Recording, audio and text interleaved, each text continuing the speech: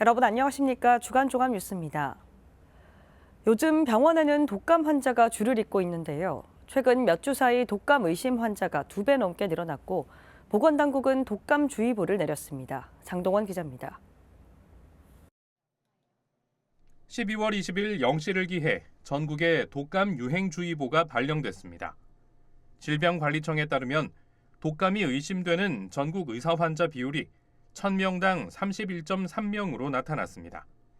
11월 5.7명이던 것이 2주 사이 2배 넘게 13.6명으로 증가하더니 12월 셋째 주에는 31.3명으로 한 주 만에 2배가 넘는 빠른 증가세를 보였습니다. 독감 의사 환자는 38도씨 이상 갑작스런 발열과 기침, 인후통이 있는 환자를 말합니다. 독감은 A형과 B형으로 나뉘는데 현재 발생하고 있는 A형 독감은 전염성이 매우 높습니다. 요즘은 고열 환자가 엄청 많이 오시고 고열 환자 중에 근육통과 인후통을 동반하는 환자들의 대부분이 키트 검사를 해보면 A형 독감이 나오고 있습니다. 그래서 열이 나시면 좀 적극적으로 병원에 내원하셔서 독감 검사를 꼭 해보시기를 바랍니다. 독감은 환자가 기침이나 재채기를 할 때 분비되는 호흡기 비말을 통해 전파되거나 독감 바이러스에 오염된 물질을 만진 후 눈과 코, 입을 만질 경우 주로 감염됩니다. 때문에 개인 위생이 매우 중요합니다. 재채기를 하고 이제 공기 중에 있는 비말을 흡입함으로써 생기기 때문에 우리가 알고 있는 마스크를 착용하되 구사 마스크를 쓰면 좀 더 효율적일 것 같고요. 손 씻기를 열심히 하시면 아무래도 감염이 좀 덜 되겠죠. 이전에 코로나 때 저희가 거리두기와 마스크 착용, 손 씻기를 열심히 할 때 거의 그 해에는 독감을 제가 아마 진단을 한 적이 없는 걸로 기억합니다.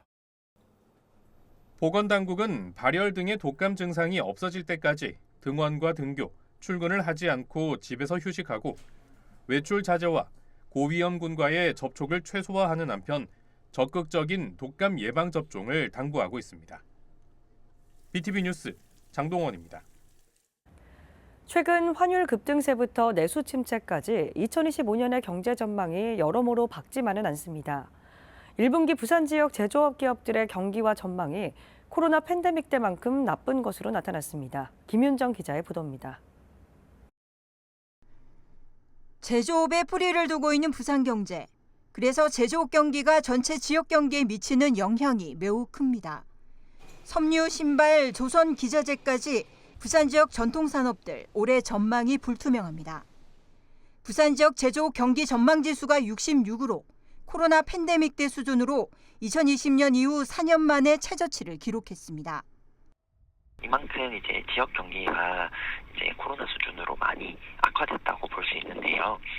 지금 이제 경영 환경으로서는 이제 내수가 많이 침체되어 있고, 그리고 대외적으로는 이제 트럼프 2기 행정부 출범으로 대외 불확실성도 되게 큰 상황입니다. 이는 국내 정책 불확실성 확대와 내수 침체 장기화, 수출 부진 등이 지역 경제 부담으로 작용했습니다.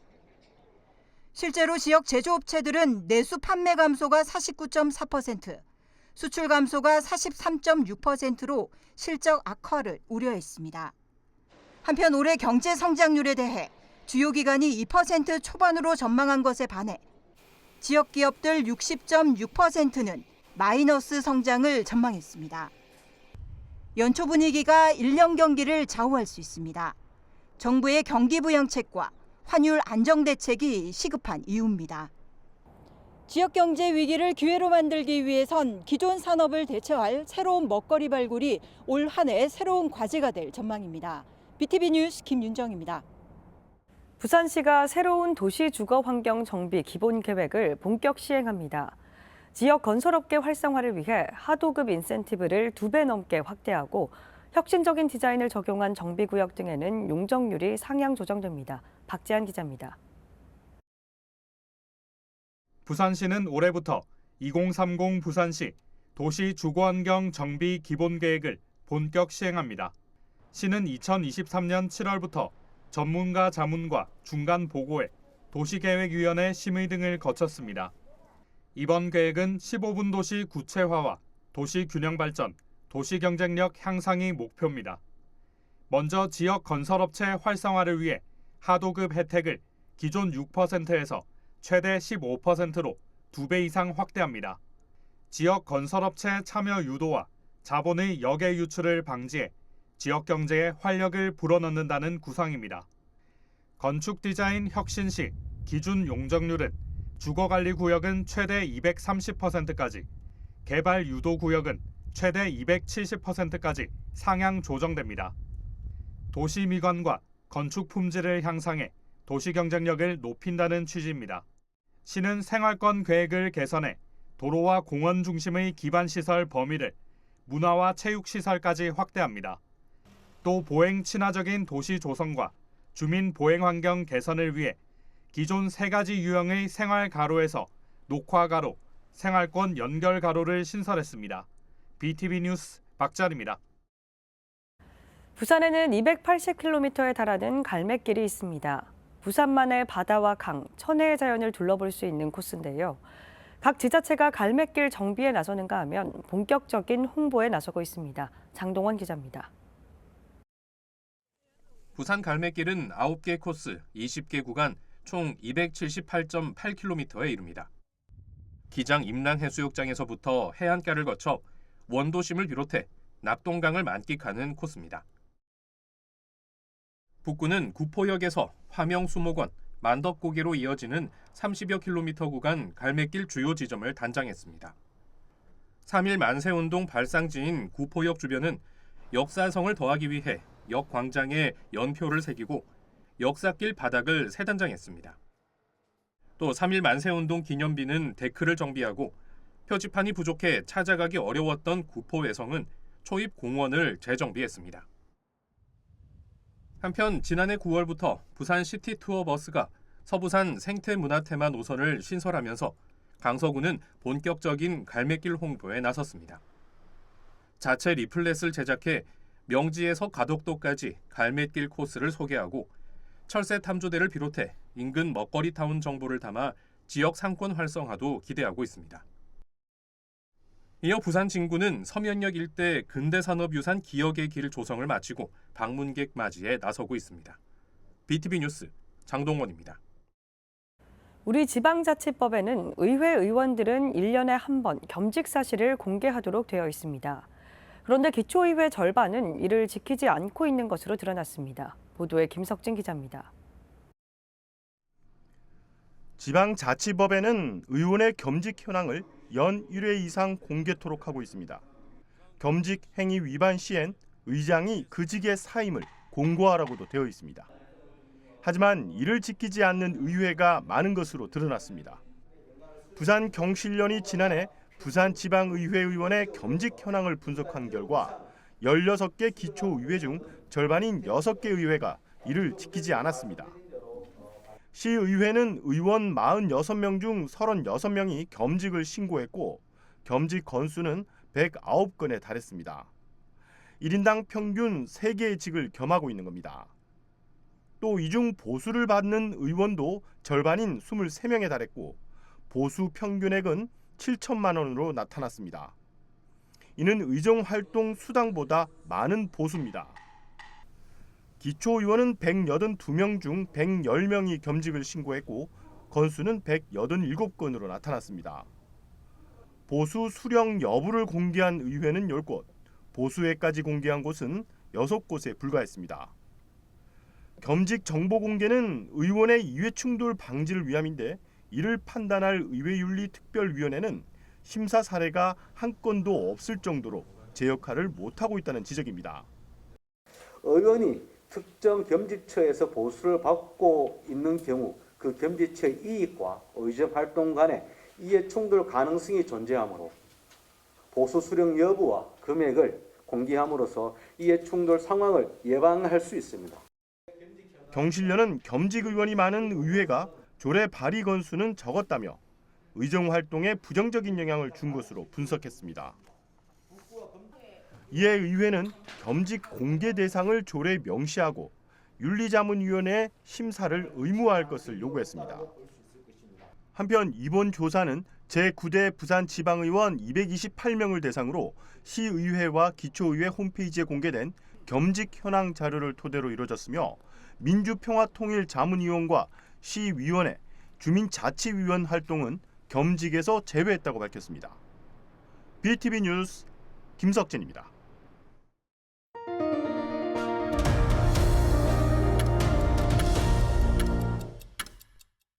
꽁꽁 얼어붙은 부동산 매수 심리가 올해는 풀릴까요?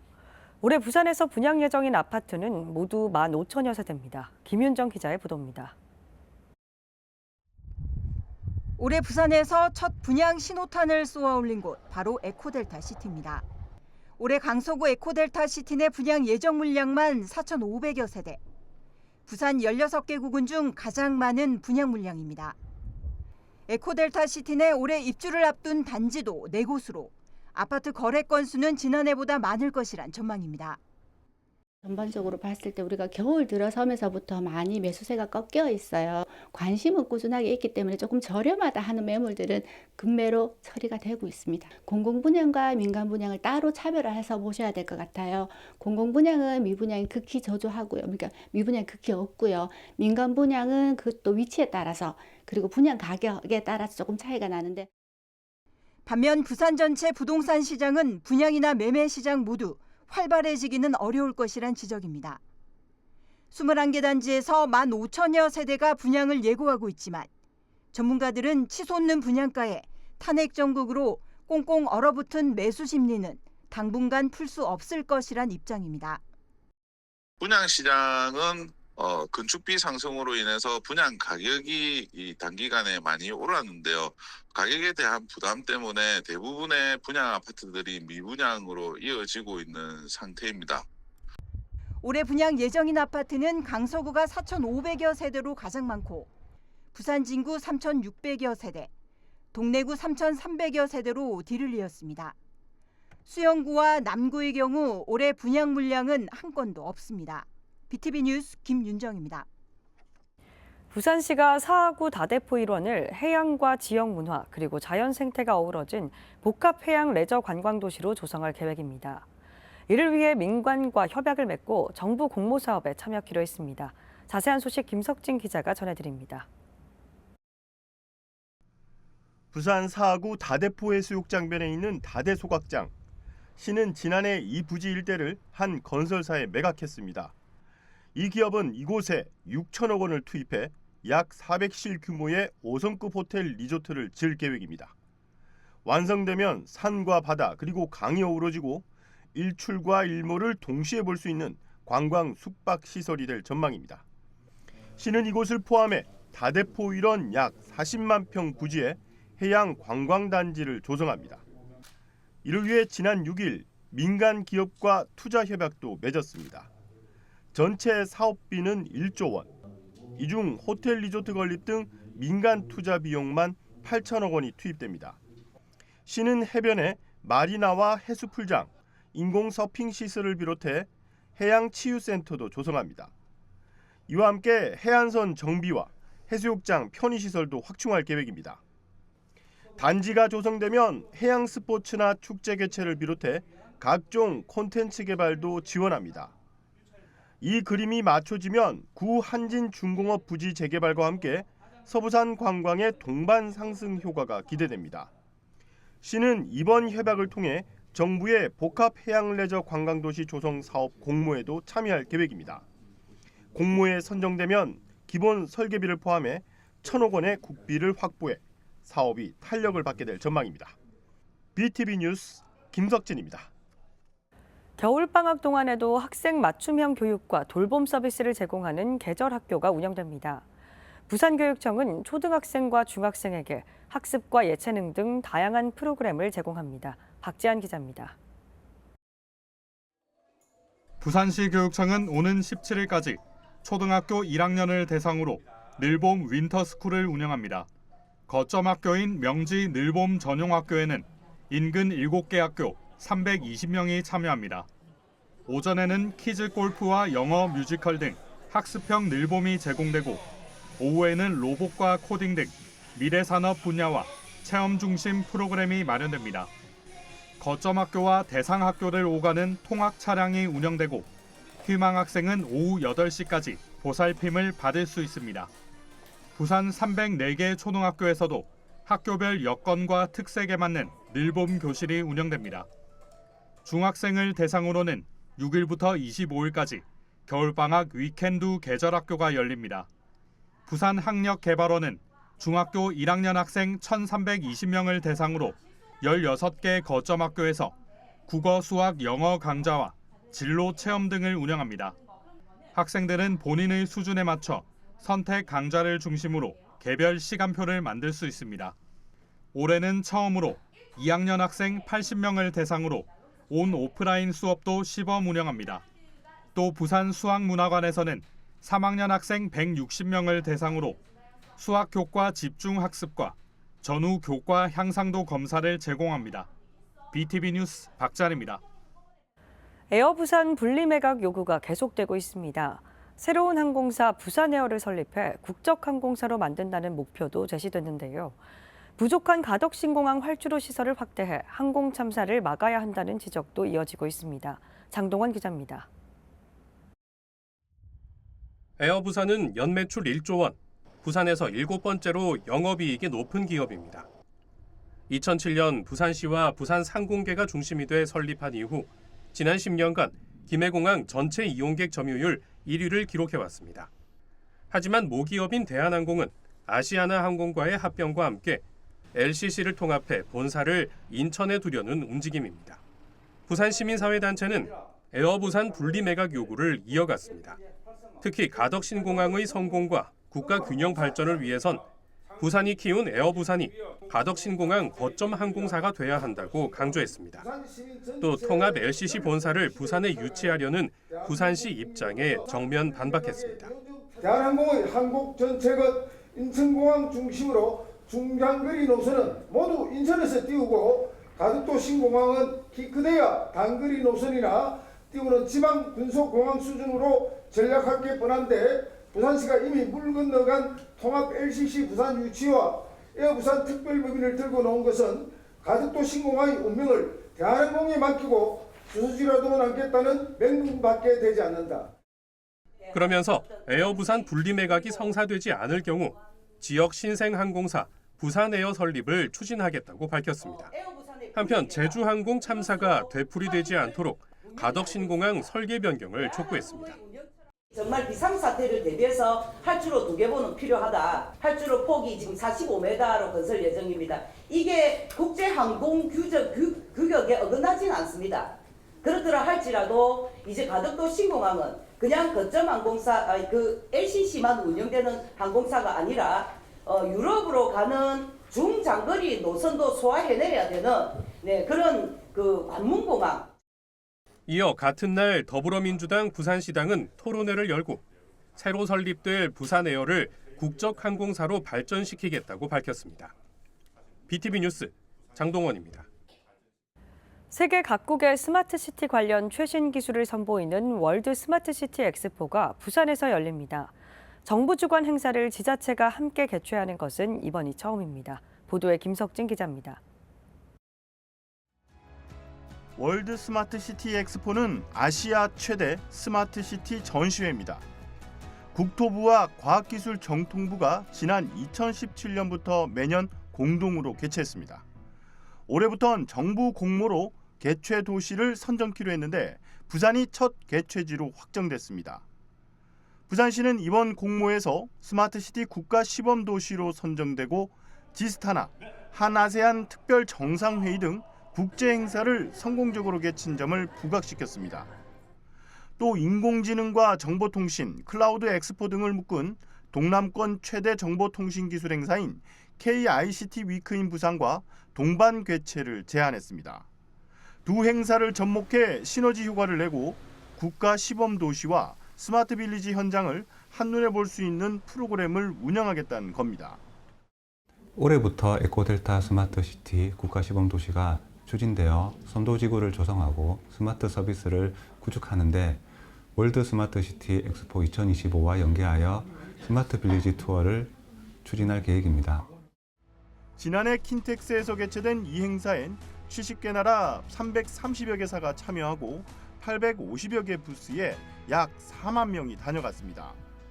시는 이 행사를 통해 부산의 전시 컨벤션 개최 역량과 문화 관광 인프라 등을 홍보하고 직간접적 효과도 기대하고 있습니다.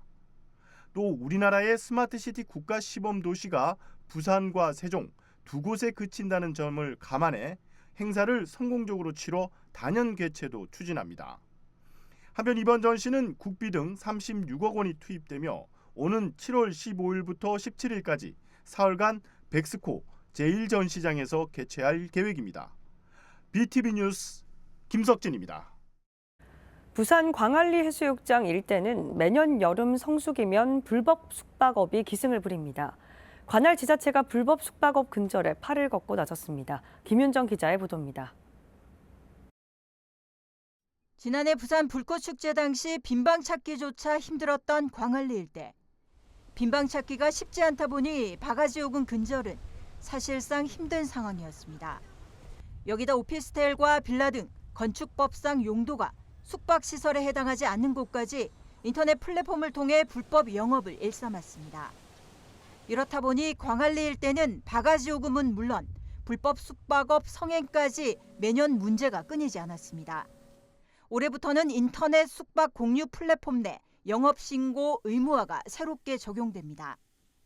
신고된 숙박업소에 한해 인터넷 플랫폼을 이용할 수 있다 보니 불법 숙박업 성행은 줄어들 것으로 보입니다. 안전과 공공위생 관리가 한결 수월해졌습니다. 민원 신고가 많은 지역에 현수막을 게시하고 관리사무소와 협력해 안내문을 배포하는 등 시민들의 참여를 유도했습니다. 불법 숙박업소는 시민들의 안전과 공공위생을 위협하는 주요 원인입니다. 앞으로도 단속을 강화하고 불법 숙박업소 건절을 위한 홍보 활동을 계속 이어나가겠습니다. 지난 한 해 수영구 광안리 일대에만 불법 공유 숙박업으로 적발된 곳은 총 218곳입니다. 관할 지자체에 영업 신고를 하지 않고 숙박업 영업 시 적발되면 2년 이하 징역 또는 2천만 원 이하 벌금을 내야 합니다. 신고권에 의존하다 보니 근절되지 못하고 매년 반복됐던 불법 공유 숙박업. 올해는 또다시 되풀이되지 않길 기대해 봅니다. BTV 뉴스 김윤정입니다.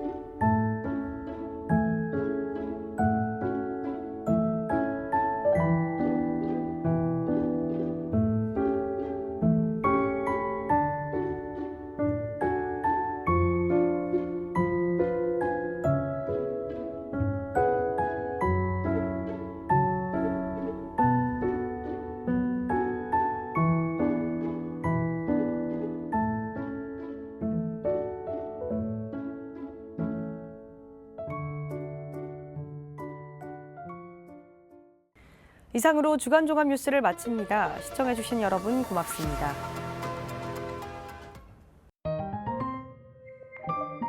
채널 BTV